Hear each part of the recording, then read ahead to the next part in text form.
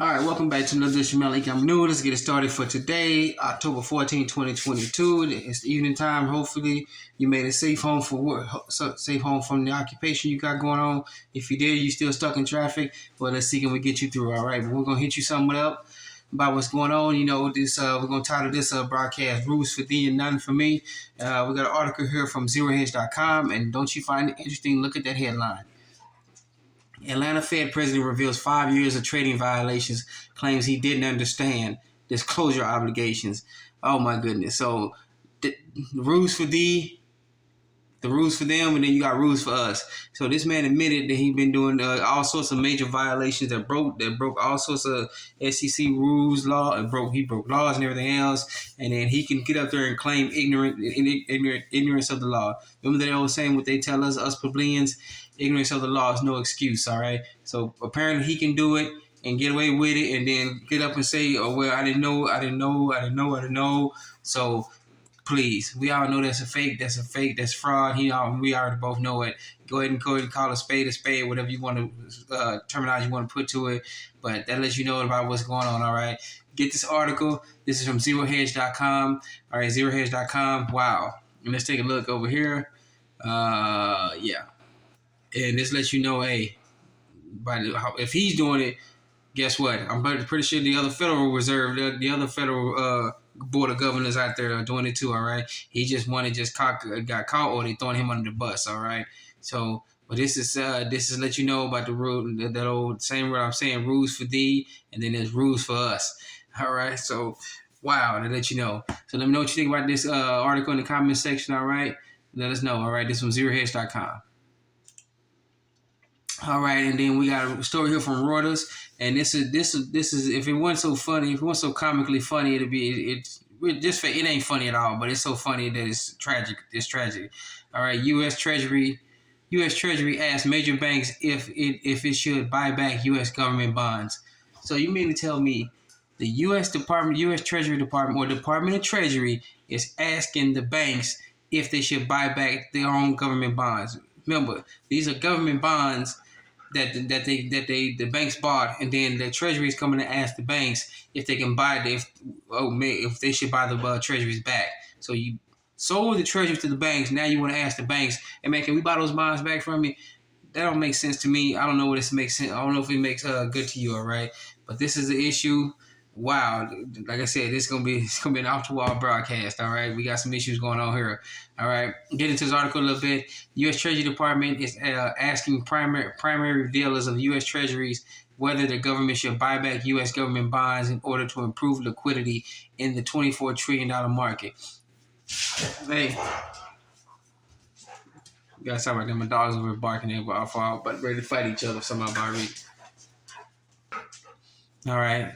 But that's wild. That lets you know something is going on. If the Treasury Department is asking the bonds that they sold to the banks, "Hey man, can we get our bonds back, pretty please? I let you know, hey, this is an upside down world. Oh my goodness, I don't know what to tell you on that one. Once again, let me know what you think about this in the comment section, all right? And if you want to be brutally honest, go ahead and be brutally honest. No cuss words or anything else. No foul language. Just go ahead and let me know what you think about it, all right? And this is from Reuters.com, all right? Reuters.com. And then we go back to ZeroHedge.com, and how the tables have kind of turned now. Remember, all the Western media, everything else, they would bash the continent of Africa, come else, and now look at this story here. Europe begs Africa for natural gas. All right, the Russians have cut off theirs. They got a pipeline incident that's been going on, and all of a sudden they're now begging. They're facing they're predicting this is going to be a really bad winter, one of the deadliest they've ever faced.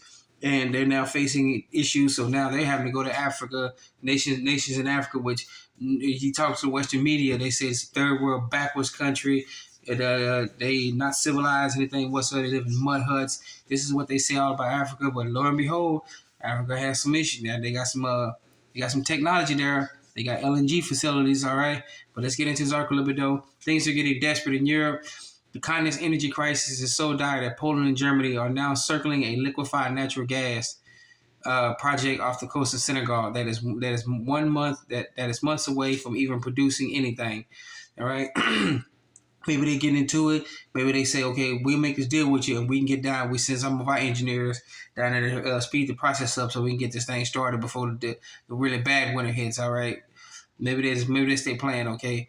But we don't know when we get them on this article right here. The African field, which is projected to contain 15 trillion cubic feet of gas, all right? That is close to half the total volume of LNG the U.S. used in 2021 alone. It is only 80% complete and won't be ready to produce until next year, to the end of next year. But now that Russia has altered natural gas exports to Europe, the EU is thirsty. So all their issues they got going on, all their draconian measures have finally come back to bite them. And now all this time they've been meddling in the affairs, they're meddling not just the economic affairs of the whole kind of Africa, but all the other issues they've been doing. Now you're forced to come to Africa and actually just like the title says, beg them for help. And who knows what the Africans are going to tell them? They may be nice to them. They may say, "Hey, bygones be bygones." But you never know. I don't want to speculate on this channel. But let me know what you also think about this. What do you think the African nations should be probably what do you think they should demand from the Europeans, all right? So go and get this article. This is from zerohedge.com, all right? Zerohedge.com. All right. And then we got an article here from shiftgold.com or at shiftgold.com. This is Rich Dad Poor Dad author. This is Robert says buy silver while you can. This is from Robert Kawasaki. He has a good book. He does a lot of podcasts where he actually gives sound advice to people. Hey, do what you got to do, but you need to start protecting yourself. And one thing he's putting out, entitled here, he says buy silver while you can. If you take a look at the headline while it's going across, silver is down $18.43 an ounce. All right, that's without the premiums that might mark it up a little bit more.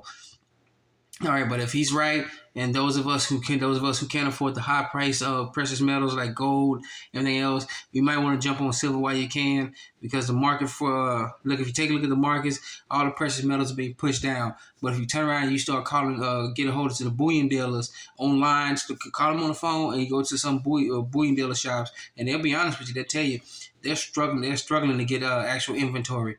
All right, they're struggling to get it from the miners. The miners are struggling. The miners are having issues processing faster these orders from the refiners. The refiners are taking having orders to fulfill from the banks themselves, the bullion banks, the bullion dealers, the major bullion dealers, and they're having to fulfilling orders from the medium to small bullion dealers. And we're having issues at our level, just all of a sudden trying to get everything. This is what's going on right here. So, and with the price of silver being where it is, imagine all of a sudden you wake up and you see the price of precious metals just jump, and it's not just a jump; it's a violent jump up to the uptake. And when it all dust settles down, you're looking at silver at $5,000 an ounce, and you're looking at gold about around $50,000 to $60,000 an ounce. All right, so that's pretty much where it's swinging. And this is where Rich Dad Poor Dad, Robert Kawasaki is coming in. Get it while you can. All right, he's blatantly telling folks to get it while you can. All right, so this is from shiftgold.com. All right, shiftgold.com. All right, and then for our final story here, a little bit of some good news among the bleak and doom and gloom and the constant insider issues going on with the people who's supposed to be policing themselves. This is from CNBC.com, right? CNBC.com. Social Security cost of living adjust will be 8.7% in 2023, highest increase in 40 years. So we got a little bit of good news about what's going on. They're going to increase Social Security benefits. Hopefully that entitles more money in people's pockets. They hopefully just won't be taking it and stealing and giving away to everybody else. All right.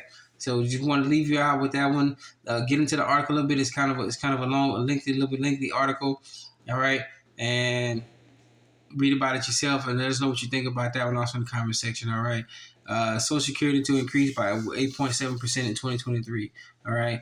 So thank you again for joining us on another Link Yama News. I want you to please be safe, please be sound. If you're not home yet, make sure you get home safe. If you're at home, make sure you enjoy your time with the family, okay? And enjoy the 2 days off, all right?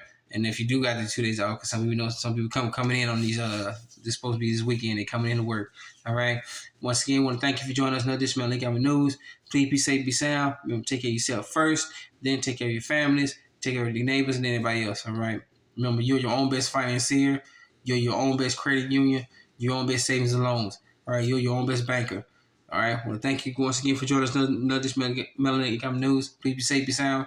Let's get it started.